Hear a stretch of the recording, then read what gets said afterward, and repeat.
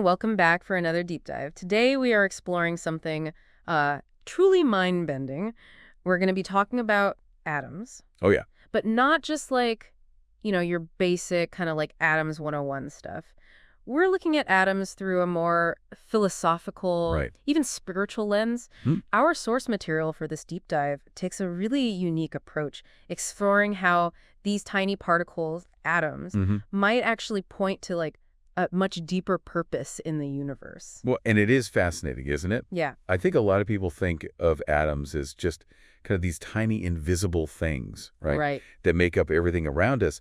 But this text goes so far beyond that. It suggests that atoms are like these master witnesses to God's design, and that like even their movements are part of this like grand cosmic dance. A cosmic dance of atoms. That's pretty wild. It is. I'm definitely intrigued. But maybe before we like go too deep into that, Sure. can we like back up a little bit? Of course, yeah.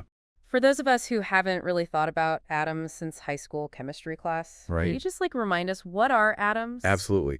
So atoms are the most basic building blocks of all matter. So really everything that you can see and touch and even breathe is made up of atoms. Wow. They're incredibly small, but they have so much potential energy packed into them.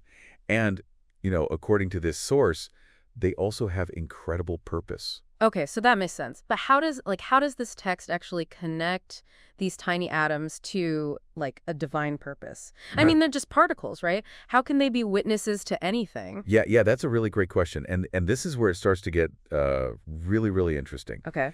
The text uses this analogy of a seed. So think about like a tiny seed, right?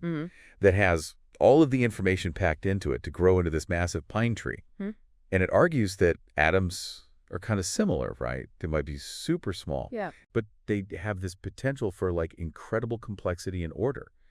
And that potential is guided by a divine plan. So wait, are you saying that like even the atoms in my body are part of some kind of like cosmic blueprint? That's exactly what it's saying. It introduces these two concepts, the manifest book and the manifest record, to explain how this divine plan kind of works. Okay. So think of the manifest book as like the cosmic blueprint for the physical world, It's where God's power and will are like actively shaping reality using atoms as those building blocks. Okay. I think I'm kind of getting that. But what about this manifest record? Right. That sounds a little bit more mysterious. Yeah. Well, imagine the manifest record as like this realm of like divine knowledge and commands. It's where everything exists in its potential form. So like those seeds that we talked about, just waiting to sprout. Okay. You could almost picture it as like this vast library that has the plans for everything that ever was, is, and will be. So the manifest book is like the doing part where things are actively like being built. Right. And the manifest record is the knowing part where the blueprint is like stored. Yeah, that's a great way to put it. And this whole framework kind of helps us understand the incredible order we see in the universe. Right. Because, if atoms were just randomly bouncing around, how could they possibly create like these complex, organized structures? That's true. I remember, learning in school how atoms form molecules and stuff. Yeah. But I never really thought about like the bigger picture, how those molecules then come together to form, everything: rocks, water, plants, animals. Yeah. And the source material actually goes even further than that. Okay. It says that this order isn't just the result of random chance. Right. It's really a reflection of like a divine intelligence that's guiding the behavior of the atoms. It even uses the phrase "in the name of God" to describe how atoms are moving. Wow. With intention and order. But how do they know how to do these things? I mean, Right. atoms don't have like brains, do they? That's the big question, isn't it? Yeah. The text suggests that even though atoms don't have consciousness, at least as we understand it, Right. they're being guided by a higher intelligence.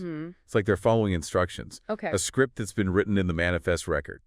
So, let's say I'm buying into this idea that atoms are following some kind of divine blueprint. Like, what does that actually look like? What are they actually doing? Right. So the text gives us some vivid examples to kind of illustrate this. Okay. It talks about air atoms moving effortlessly between like a flower's blossom Uh-huh. or a leaf structure, and then like even into a living being's body. Wow. Or soil atoms somehow knowing how to provide like the perfect environment for any seed to grow. It's not just about atoms like coming together to form structures. It's about their constant motion and interaction. Exactly. And the text argues that this constant motion and transformation, Yeah. it's not just random chaos. It's like a beautifully choreographed dance of creation. Hmm. Interesting. Yeah. Wow, this whole concept of atoms like evolving and stuff, it's Wow. wild. I gotta say it's making me look at like Yeah. the world around me a Yeah. little bit differently. Like I'm looking at that plant over there and I'm like, what is going on Right. an atomic level? It really does kind of challenge us to see the world with fresh eyes, doesn't it? Yeah, yeah, totally. And this idea that atoms might have a destiny beyond the physical world, it actually ties into a central theme that comes up a lot in this text, Okay. which is that the universe isn't just like random, Right. It's actually purposeful. Okay. Everything from the smallest atom to the largest galaxy, it's all part of this like grand design. That makes sense. And you mentioned earlier that there are certain laws that are like reflected in the behavior of atoms. Yeah, exactly. So the source actually lists 7 laws: Okay. lordship, generosity, grace, mercy, wisdom, justice, and all-encompassing knowledge. Wow. And it suggests that these laws aren't just like abstract concepts. Right. They're actually active forces that are shaping the universe. Mm. And we can see them at play, like in the way atoms move and interact and just contribute to the overall scheme of creation. So even something as seemingly insignificant as like a speck of dust or whatever Yeah, is actually like a testament to this like intricate, right. purposeful design. Precisely. Yeah. This text really encourages us to kind of look beyond the surface of things and recognize that everything's interconnected.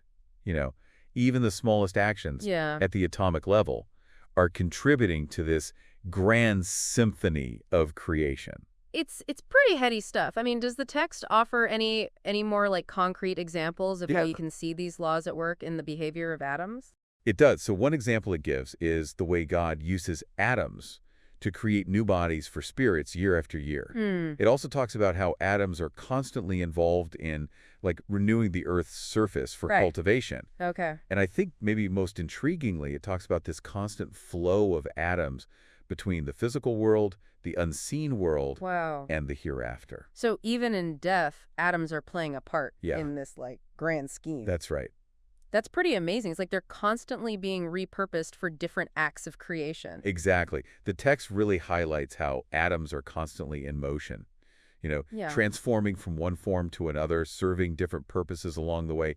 And it's almost as if this constant movement, this dance of atoms, is actually a form of worship or praise, Oh, wow. a continuous testament to the creative power behind it all. I love that image, like a dance of atoms. And you mentioned earlier the text also compares atoms to like whirling dervishes, right? It does. Spinning and revolving in praise of their creator. Yeah, and it's not just about the motion itself. Right. It's also about the intention behind it. Okay. Like, this image really emphasizes that even at the atomic level, Yeah. there's this sense of devotion, of acknowledging a higher power. It's beautiful. I mean, it makes you think about like the amazing complexity Yeah. and beauty of the world Yeah. and how even the tiniest things are part of something much grander. Absolutely. It really does kind of shift your perspective. And speaking of perspective shifts, there's another concept that I found really thought-provoking Okay. that comes up in the text.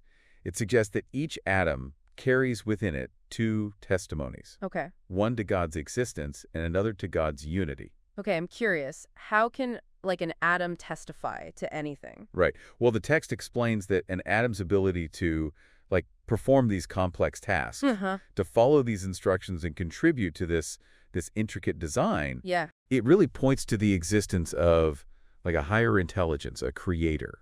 It's almost as if each atom is saying, look what I can do. This couldn't have just happened by chance. Okay, that makes sense. But what about the testimony to God's unity? Right. How does that work? So the text argues that atoms demonstrate God's unity by adhering to this universal order, Okay. seamlessly fitting into any environment they find themselves in. It uses the analogy of like a private soldier Uh-huh. who's part of this vast army. Okay. even though they're just one small part, Right. they're connected to and they act in accordance with this overall like strategy and command structure. Mm.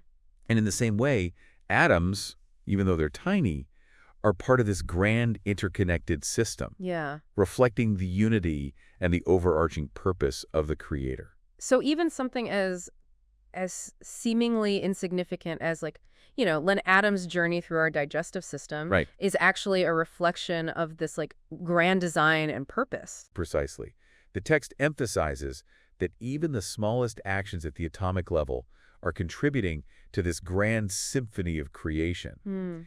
And this perspective really fosters a sense of awe and wonder at the complexity and beauty of the world around us. Yeah. And it also makes you think about your own place in this grand scheme. Right. Like if even atoms have a purpose, what does that mean for us?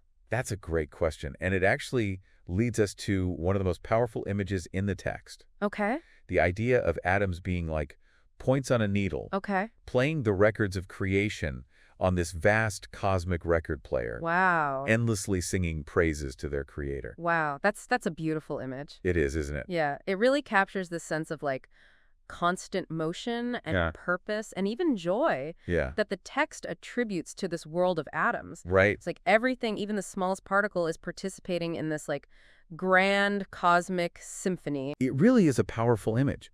And it suggests that the universe isn't just like this cold, indifferent machine. Right. It's this living, breathing testament to the creative power and intelligence behind it all. I have to say, this whole conversation has been like really eye-opening. It's like I'm looking at the world around me and I'm noticing all these little details and stuff I never really paid attention to before. Yeah, I think that's the beauty of exploring these deeper levels of reality. It really challenges us to kind of rethink our assumptions about things. Right. And to really appreciate the interconnectedness of everything. Yeah. And I especially love that image of the atoms being like points on a needle, Right. playing the records of creation on a cosmic record player. Yeah. It's so evocative. It really captures that sense of harmony and purpose that this text attributes to the universe. It's a really powerful metaphor, and it kind of invites us to listen more deeply, right? To try to tune in to those rhythms of creation that are happening all around us, Yeah. even at the smallest level. It really makes you wonder, if even atoms have a purpose and a destiny, Right. like this text suggests, what does that tell us about our own place in this grand scheme of things? That's a really profound question, and it's one that the source material doesn't really answer directly. Right. But I think by revealing this hidden world of atoms and presenting them as so much more than just like these inert particles, it encourages us to ponder those deeper mysteries, right? It opens up this possibility that maybe our existence is a lot more interconnected and a lot more purposeful Right. than we might have imagined. Yeah, it's almost like this deep dive has given me like a new lens Yeah. through which to view the world. It's not just a collection of random objects and events anymore. It's like it's a symphony of creation, and even the smallest particles are playing this vital role. Yeah. And it invites us to kind of consider our own role in that symphony too, right? Right. I mean, if even atoms could be seen as expressing like praise and devotion through their motion and interactions, what does that mean for us, as conscious beings? Right. How can we maybe align ourselves more closely with that ground design and contribute our own like unique melody to the music of the universe? Those are amazing questions, and ones that I think I'll be pondering for quite some time. I mean, it's both humbling and inspiring to think that we're part of something so vast and intricate. It is. And I think it also reminds us that there's always more to learn, right? Right. There's always more to explore and more to discover, even in the things that we think we already know. And yet our actions still matter. The source reminds us that we're not just passive observers. We're active participants in the unfolding of creation. We have the potential to contribute to the refinement of atoms, to spread beauty and goodness, and to reflect those divine attributes in our own lives. It's a lot of responsibility, but it's also incredibly empowering. It means we're not just cogs in a machine. We have agency, we have purpose, and we have the ability to make a difference. This deep dive has definitely given us a lot to chew on, would you say? It's expanded our understanding of atoms, challenged our assumptions about the nature of reality, and left us with a sense of wonder and awe at the interconnectedness of everything. It's definitely been a journey of discovery, and as much as we've uncovered, I have a feeling there's still so much more to explore, to ponder, to marvel at. That's the beauty of it all, isn't it? The journey never truly ends. There's always more to learn, more to uncover, more to integrate into our understanding of the universe and ourselves. So to our listener, we leave you with this final thought. If every atom is part of this grand, divinely guided process, what does that say about your own place and purpose within it? What unique contribution can you make to the beauty and harmony of creation? Keep exploring, keep questioning, and keep diving deep. Until next time.